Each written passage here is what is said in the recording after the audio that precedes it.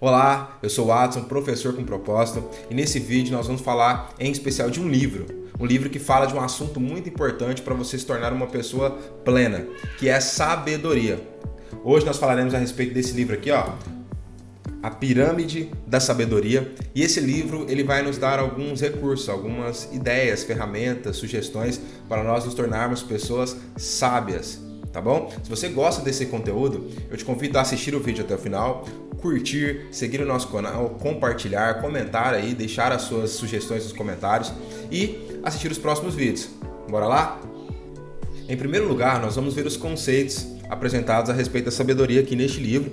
Eu vou usar até um outro livro aqui para a gente definir melhor sabedoria segundo a nossa cosmovisão.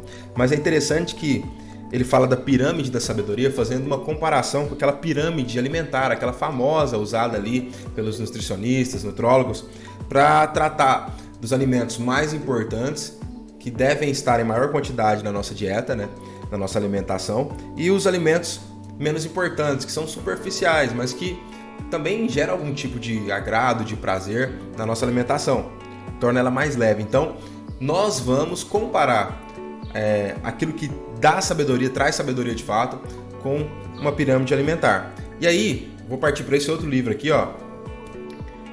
O autor dele é um dos nossos amigos, pastores ali da nossa igreja, Sal da Terra, que chama Os Degraus da Sabedoria Judaica. Nesse livro a gente tem uma definição interessante de sabedoria que eu quero apresentar para vocês. Segundo esse livro, e segundo o autor, pastor Cláudio Carvalho, sabedoria é a arte de saber viver. É o modo como os judeus encaravam as questões fundamentais da vida. Para isso, eles tinham que ter um poder muito grande, e eles têm até hoje, que é o poder de comparação, de observar aquilo que está ao redor e comparar com aquilo que eles já conhecem. É o que a gente chama de tentativa e erro. Só que no caso deles, eles vão criando padrões, e esses padrões é o que eles chamam de sabedoria. Então, sabedoria é a maneira como nós observamos o mundo à nossa volta, estabelecemos comparações com aquilo que a gente conhece, com aquilo que a gente não conhece, e a partir daí nós criamos padrões. Por isso que você não vai ver alguém sábio tendo crise de identidade, porque em qualquer lugar que ele estiver, ele vai saber se posicionar ali naquele lugar. É interessante que eu falo isso para os meus alunos. Você vai reconhecendo uma pessoa sábia à medida que essa pessoa ela consegue conversar com você a respeito de qualquer assunto. Os antigos, né, as pessoas mais velhas, geralmente elas vão adquirindo essa sabedoria no decorrer do tempo. Por quê? Porque elas vão lidando com tantas coisas que o padrão, o poder de comparação delas é muito grande. Então elas conseguem conversar com qualquer assunto mesmo que ela desconheça do que se trata, porque ela vai estabelecendo comparações e vai entendendo no decorrer do processo.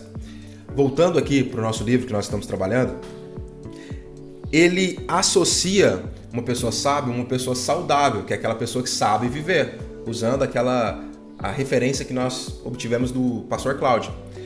Por isso, ele usa a analogia, o símbolo aqui da pirâmide alimentar. Uma pessoa que consegue equilibrar bem isso aqui é uma pessoa saudável, portanto sábia. Uma pessoa que tem essa pirâmide desbalanceada aqui é uma pessoa não saudável, uma pessoa doente. É interessante que, partindo daquele conceito, sabedoria é o poder de comparação que nós temos, ou seja, a capacidade que nós temos de estabelecer comparações e desenvolver padrões. Portanto, é conhecimento. Ela é obtida através do conhecimento. Para que a gente conheça alguma coisa, precisamos primeiro de informações. E é basicamente isso que o livro nos ensina, nos aconselha, nos instrui, sobre como nós obtermos esse conhecimento através das informações importantes. Por isso que é uma pirâmide, tem classes de informações mais importantes e menos importantes, tá bom? Partindo disso, a primeira parte do livro trata de nós entendermos o que é uma pessoa sábia, ou seja, uma pessoa saudável, e uma pessoa doente, uma pessoa nécia, né, louca, não saudável. Na parte que ele fala de uma pessoa não saudável, ele estabelece alguns conceitos, critérios de uma pessoa não saudável que eu quero compartilhar com você.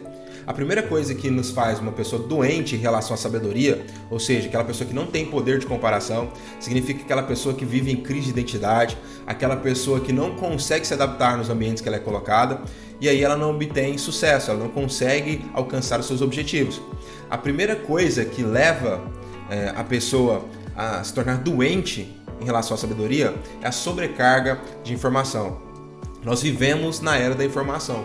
Nós temos excesso de informação o tempo todo. E principalmente por causa do impacto das redes sociais nas nossas vidas. Isso tem prejudicado muito a nossa saúde mental e principalmente a nossa sabedoria. Como vem muitas informações de todos os lugares, nós não sabemos bem qual é a mais importante, qual que é a fundamental. E aí, preste atenção nesse conselho aqui. Quando você não sabe o caminho, se você tem mais recurso, mais vitalidade, mais energia, você está indo com mais intensidade para o lugar errado. Fica muito mais difícil de voltar. Então a primeira coisa que nós temos que fazer é descobrir o caminho. Esse livro nos dá dicas em relação a isso. Então já fica o alerta em relação à sobrecarga de informação.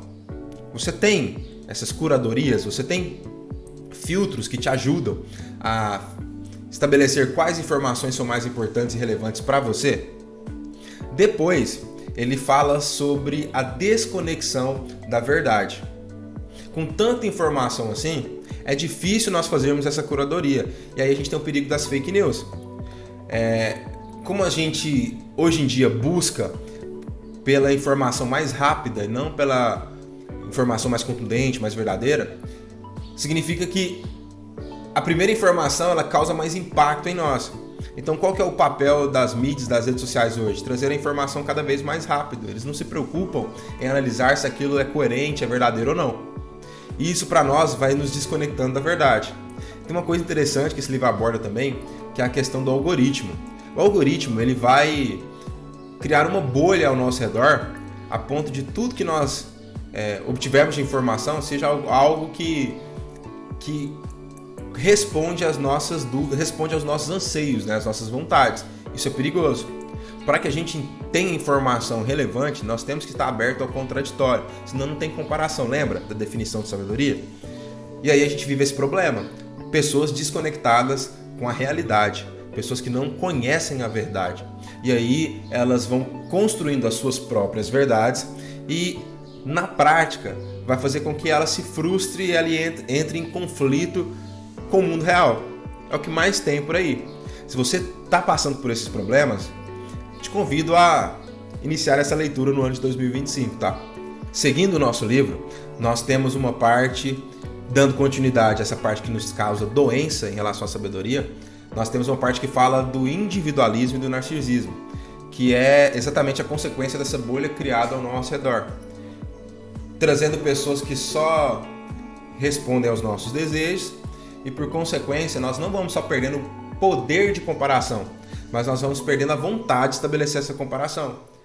Só a gente endossando o nosso pensamento, só a gente concordando com aquilo que nós fazemos, inflando o nosso ego.